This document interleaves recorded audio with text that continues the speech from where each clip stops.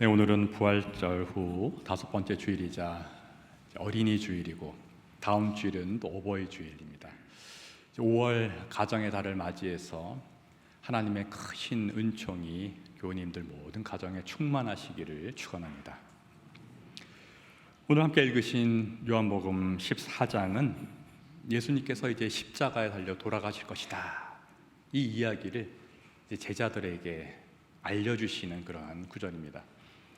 그런데 요한복음 14장에서 예수님은 그 본인의 죽음에 대해서 직접적으로 십자가에 달려 죽으실 것이다 말씀하지 않고 좀 간접적으로 이렇게 알려주십니다. 오늘 읽으신 요한복음 14장 4절입니다.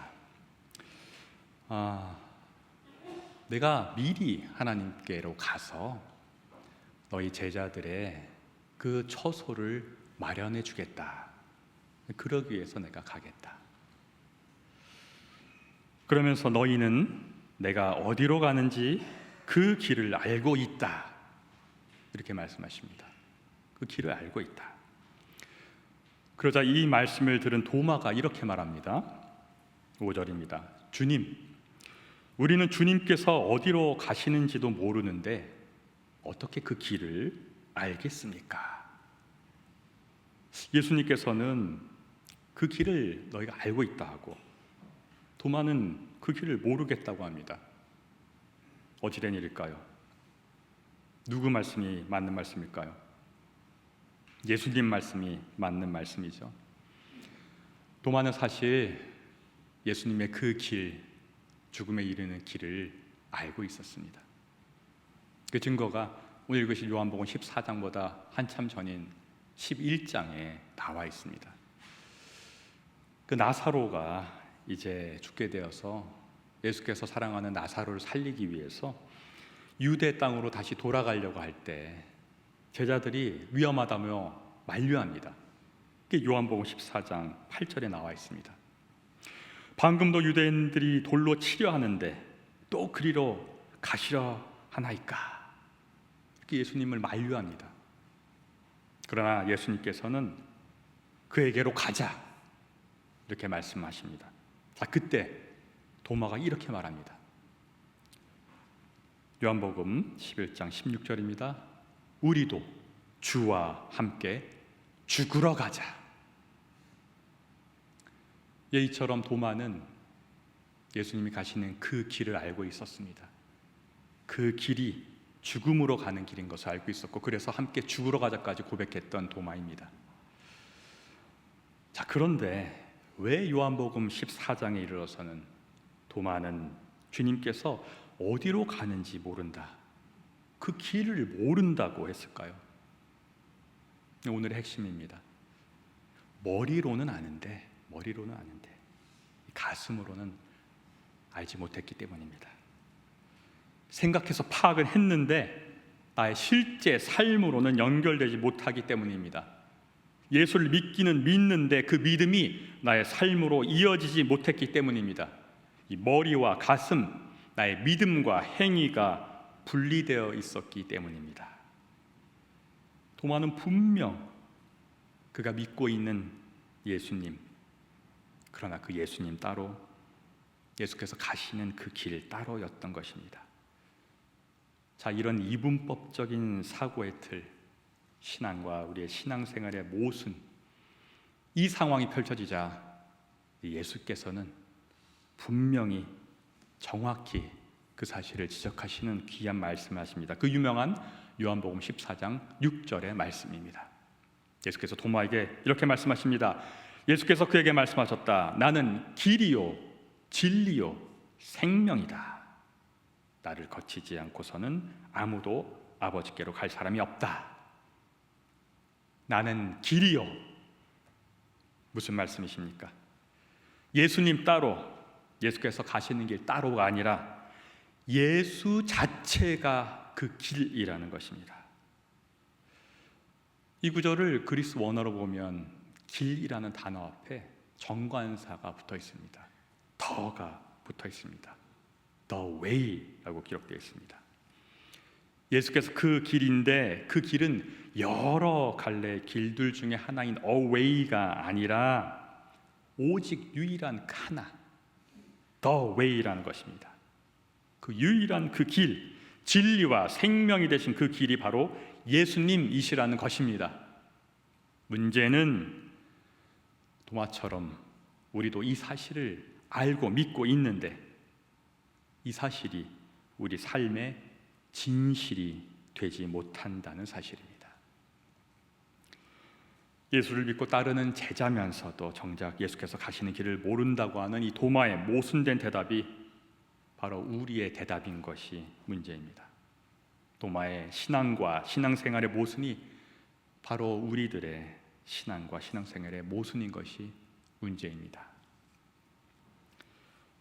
자, 이런 모순 속에 있는 도마는 예수님을 진정 아는 것일까요?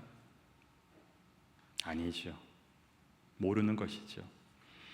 예수가 The Way, 그 길인데 도마가 그 길을 모른다고 했으니 결국 도마는 그 길이신 예수를 모르는 것이죠.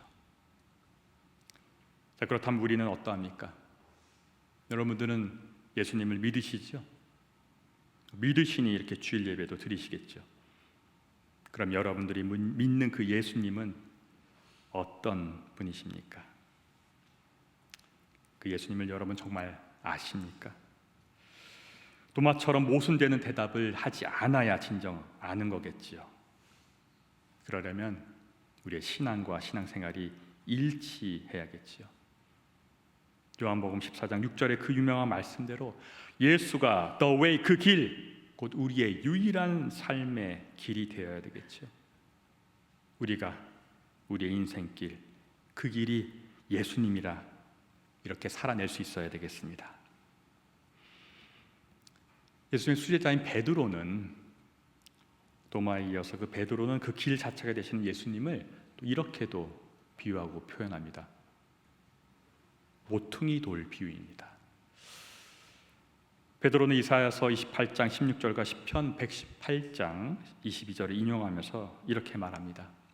함께 읽으신 베드로전서 2장 6절에서 7절입니다. 성경에는 이런 말씀이 있습니다. 보아라, 내가 골라낸 귀한 모퉁이 돌 하나를 시온에 둔다. 그를 믿는 사람은 결코 부끄러움을 당하지 않을 것이다. 그러므로 이 돌은 믿는 사람들인 여러분에게는 귀한 것이지만 믿지 않는 사람들에게는 집 짓는 자들의 버렸으나 모퉁이의 머릿돌이 된 돌이요. 모퉁이의 머릿돌.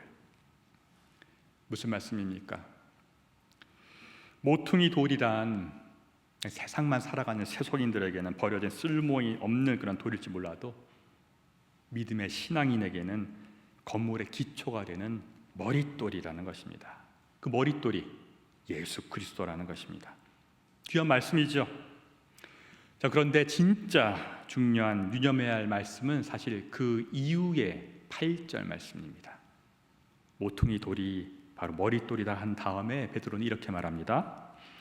또한 걸리는 돌과 넘어지게 하는 바위입니다. 그들이 걸려서 넘어지는 것은 말씀을 순종하지 않기 때문이며 또한 그렇게 되도록 정해 놓으셨기 때문입니다. 잘 살펴보시기 바랍니다. 6, 7절은 예수를 진정 아느냐 믿느냐는 그런 머리로 믿음에 대한 내용이고 그 뒤 8절은 그 믿는 예수님을 진정 살아내고 있느냐는 신앙생활, 행동, 행위에 대한 말씀입니다. 6, 7절은 머리로 믿는 신앙의 내용이고 8절은 몸으로 살아내는 신앙생활의 내용이라는 것입니다. 그래서 이 8절은 6, 7절에서 예수님이 모퉁이 돌이 아닌 이 머릿돌이다, 이거를 머리로는 딱 믿고 있는데 그 믿음을 가지고 실제 삶을 살아보니 머릿돌이 아니라 나의 세속적 삶에 불편을 주는, 지장을 주는 걸리는 돌, 넘어지게 하는 바위가 될 수 있다. 이런 아주 현실적인 날카로운 지적의 말씀입니다.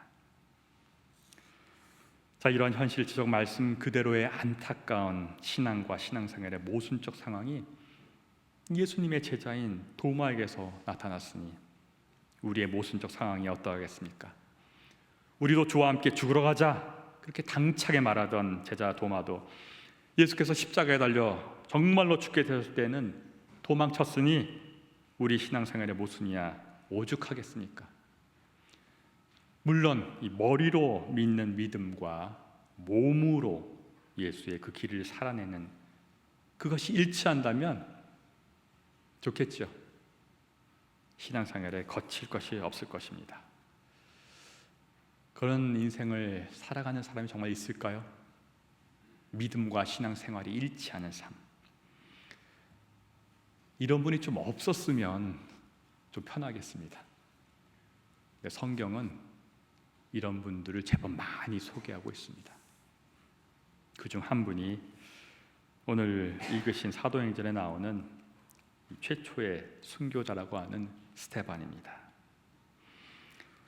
삶과 신앙이 일치하는 참된 삶을 살았기 때문에 그는 그로 인해서 순교를 당하고 죽게 되었습니다. 그때 스데반이 무릎을 꿇고 이렇게 외칩니다. 사도행전 7장 60절 말씀입니다. 그리고 무릎을 꿇고서 큰 소리로 주님, 이 죄를 저 사람들에게 돌리지 마십시오 하고 외쳤다. 이 말을 하고 스데반은 잠들었다. 여러분, 이 말씀 예수님의 마지막 십자가상에서 하신 말씀과 교차되지 않습니까? 누가복음 23장 34절의 주님 말씀입니다. 아버지, 저 사람들을 용서하여 주십시오. 저 사람들은 내가 무슨 일을 하는지 알지 못합니다. 주님, 이 죄를 저 사람들에게 돌리지 마십시오라는 이 스데반의 말씀과 십자가상에서 예수님이 저 사람들을 용서하여 주십시오, 거의 동일하지 않나요? 어떻게 이렇게 동일할 수 있을까요? 이 최고의 사랑이라는 어떻게 원수 사랑까지 고백할 수 있을까요?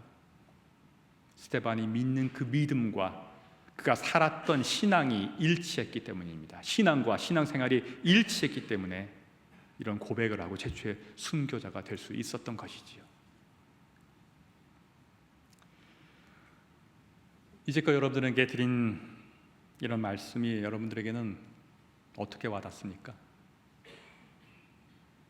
저를 포함해서 우리 모두에게 찔림을 주지요. 찔림을 줍니다. 여러분, 이 복음, 예수의 복음이라는 것은 살아있는 생명의 말씀이기 때문에 이 복음이 우리의 이 세상 삶에 와닿을 때 나오는 첫째 반응은 찔림입니다. 찔림. 베드로가 말한 대로 걸리는 돌과 넘어지게 하는 바위가 되는 그러한 찔림이죠. 이 찔림은 여러분, 복음이 우리 삶에 들어올 때 자동적으로 주어지는 첫 번째 반응입니다. 그런데 중요한 것은 그 뒤에 일어나는 두 번째 반응입니다. 두 번째 반응은 첫 번째 반응인 찔림처럼 그냥 복음이 우리에게 들어올 때, 말씀이 들어올 때 자동적으로 주어지는 것이 아닙니다. 그 찔림에 이어서 우리의 선택에 의해서 주어지는 것이 복음의 두 번째 반응입니다. 사실 이것이 중요합니다. 복음이 주는 찔림에 나는 어떻게 반응할 것인가? 복음이 주는 이 찔림에 나는 넘어지게 하는 바위와 걸리는 돌로만 그 찔림을 살아가는 것이 아닌가? 나는 그 찔림에 어떻게 반응할 것인가? 이게 복음의 둘째 반응입니다. 우리의 선택에 달려있다는 것입니다. 찔림을 받았지만 찔려도 그냥 무시하든지, 아니면 찔림을 받았으니 심히 고민하면서 그 찔림에 제대로 응답하는 삶을 살아가기로 선택하든지 우리의 선택에 달려있습니다. 물론 복음이 주는 이 찔림에 이어서 스데반처럼 순교자와 같은 신앙적 삶을 사는 선택을 한다면 참 좋겠지요. 그런데 그러기는 참 어렵겠지요. 예수님의 제자인 도마조차 우리가 주와 함께 죽으러 가자 했지만 실제로는 십자가 죽음 앞에서 도망쳤고, 부활하신 주님을 만났는데도 아시는 대로 요한복음 10장 25절에 나는 내 눈으로 그의 손에 있는 못자국을 보고 내 손가락을 그 못자국에 넣어보고 또 내 손을 그의 옆구리에 넣어보지 않고서는 믿지 못하겠어 하고 의심을 하고, 그런 기나긴 우여곡절을 거쳐서야 드디어 전성에 따르면 전승에 따르면 저 멀리 인도에 가서 순교했다고 합니다. 그냥 일어난 일이 아니라는 것입니다. 그 오랜 우여곡절을 통해서 가능했으니 우리야 어떻겠습니까? 자, 도마 얘기를 많이 드렸으니까 도마의 신앙의 단계 5단계쯤 나옵니다. 한번 말씀을 들어볼 테니 나는 지금 어떤 신앙의 단계에 있는지 한번 점검해 보시기를 바랍니다. 나는 지금 내가 믿는 신앙과 나의 신앙생활의 모순이 어느 단계에 있는지 한번 살펴보시기 바랍니다. 1단계는 이렇겠죠. 도마의 신앙에 빗들어 보면 섣부른 믿음을 장담하는 도마의 단계에 계십니까? 2단계, 복음의 진리를 회피하거나 도망치는 도마의 단계에 계십니까? 3단계, 부활을 믿다가도 의심하는 도마의 단계에 계십니까? 그 다음은 4단계, 거듭나서 부활신앙으로 무장해서 당당히 복음을 전하는 도마의 단계에 계십니까? 5단계, 예수 복음을 위해서 기꺼이 순교도 가능한 도마 스테반과 같은 단계에 계십니까? 생각할 시간 5초 드리겠습니다.